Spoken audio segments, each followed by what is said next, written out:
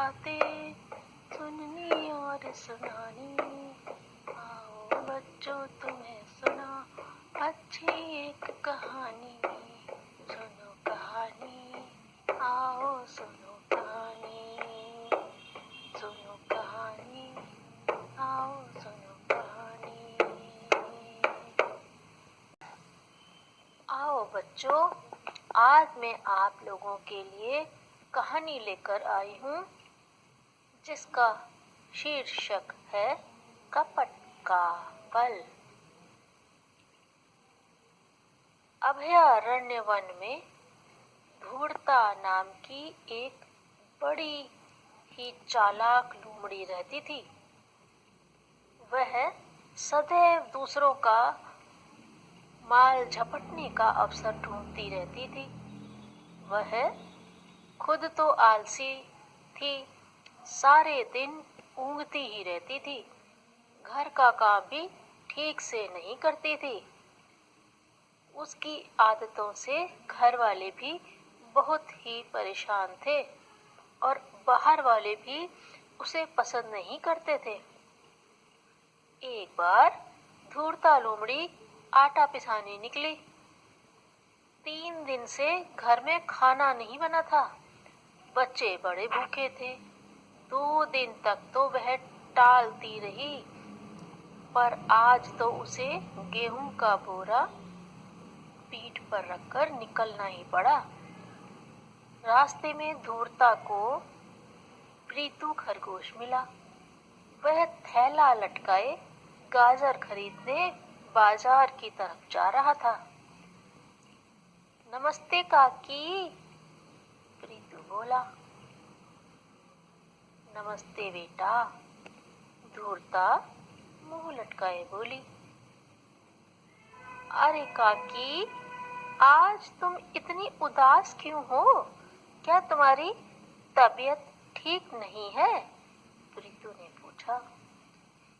क्या बताऊं बेटा, पूरे 2 दिन से पेट में अन्न का एक दाना भी नहीं पड़ा है, काकी कराहती हुए बोली। चलो काकी, आज मेरे यहाँ भोजन करना, खरगोश बोला।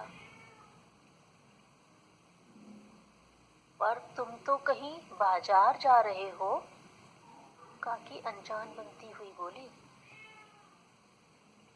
नहीं, मैं तो गाजर खरीदने जा रहा हूँ, प्रीतु ने उत्तर दिया। तभी अचानक धूर्ता की निगाह रीछ के बगीचे पर पड़ी। उसमें लाल लाल गोल मटोल टमाटर और हरी भरी गाजरें लगी हुई थीं। फिर क्या था, वह वहीं रुक गई। उसने अपनी पीठ से अन्न की बोरी उतारी। उसे रखकर वह प्रीतु से बोली, अरे भाई, सब्जी वाले की दुकान तक क्यों जाते हो?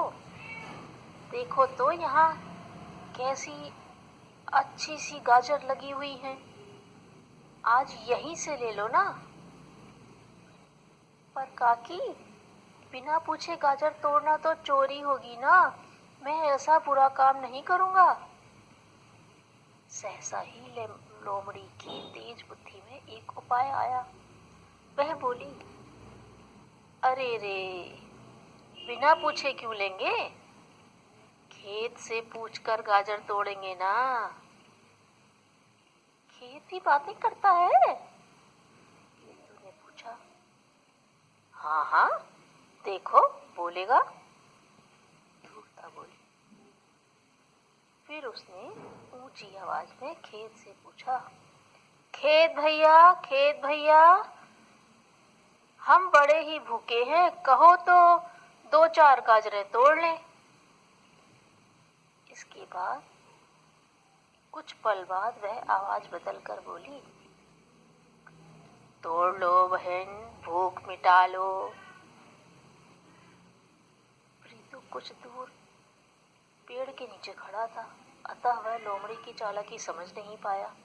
उसने सोचा, जरूर खेत ने उत्तर दिया है। लोमड़ी ने जी भरकर गाजर तोड़ी खरगोश का पूरा थैला गाजर से भर गया। अब लोमड़ी के मुंह में पानी भर आया। उसने सोचा किसी प्रकार खरगोश को यहाँ से भगाना चाहिए, तब सारी गाजरें खाने को मिलेंगी। मेहनत मैंने की है, खरगोश इन्हें क्यों खाए। धूर्ता कराहते हुए प्रीतु से बोली, भाई मेरे बड़ा दर्द हो रहा है, मुझसे तो अब चला भी नहीं जा रहा। यदि तुम यह मेरा गेहूं पिसवा कर ले आओ तो बड़ा उपकार होगा। तब तक मैं यहाँ पेड़ की छाह में बैठी हूँ। प्रीतु बड़ा परोपकारी था, तुरंत बोल पड़ा, अभी पिसवा कर लाया काकी, तुम यहाँ बैठो, आराम करो, मैं जल्दी से जाकर आता हूँ। खरगोश ने पीठ पर बोरा रखा और चल पड़ा चक्की की ओर। जैसे ही वह आंखों से ओझल हुआ, लोमड़ी ने बगीचे के बीच में बैठकर गाजर खाना शुरू कर दिया। पर यह क्या, अभी 2-4 गाजर ही खाई थी कि झाड़ी के पीछे से रीछ घूमता हुआ निकल आया। जैसे ही उसकी निगाह धूर्ता पर पड़ी, गाजरों से भरी उसकी टोकरी पर पड़ी, तो वह गुस्से से भर उठा। लोमड़ी को फटकारते हुए बोला, क्यों री धूर्ता, तुझे दूसरों की चीज चुरा कर खाने में शर्म नहीं आती? क्यों चुराई तूने मेरी ये गाजरें? मैंने नहीं चुराई है ये गाजर, मैंने ये खेत से पूछ कर ली है। धूर्ता ने अकड़ कर अपनी गर्दन तार कर कहा। अच्छा अच्छा, मैं भी खेत से बातें करता हूँ, रीछ बोला। वास्तव में हुआ यह था कि रीछ झाड़ी के पीछे खड़ा लोमड़ी और खरगोश की सारी बातें सुन रहा था। उसे भी एक तरकीब सूझी। खेत भाई, क्या इस चोर और निकम्मी लोमड़ी को मैं अच्छा सा दंड दूं? रीछ ने पूछा। हाँ हाँ, जरूर दो, जरूर दो, आवाज बदलकर रीछ ने फिर कहा। इसके बाद लोमड़ी से रीछ ने गाजर की टोकरी छीन ली। फिर एक बाल्टी धूर्ता को पकड़ाते हुए कहा, लो यह बाल्टी और कुएं से पानी खींच खींच कर लाओ और सारे बगीचे की सिंचाई करो। जब तक पूरा काम नहीं करोगी, तब तक तुम्हारा आज छुटकारा नहीं मिलेगा। मरता क्या न करता वाली बात हुई। वह विवश होकर बाल्टी उठाकर कुएं से पानी लाने के लिए चल पड़ी। धूर्ता जानती थी कि बिना काम किए रीछ से छुटकारा पाना तो अब संभव नहीं हो सकेगा।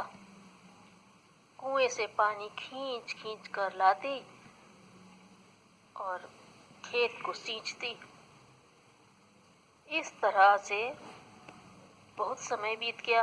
धूर्ता की कमर भी दुखने लगी थी। 1 बाल्टी, 2 बाल्टी, 10 बाल्टी, 20 बाल्टी, कितना पानी खींचा उसने, तब जाकर खेत की सिंचाई पूरी हुई। निकम्मी और आलसी लोमड़ी के लिए तो यह बहुत ही भयानक दंड था।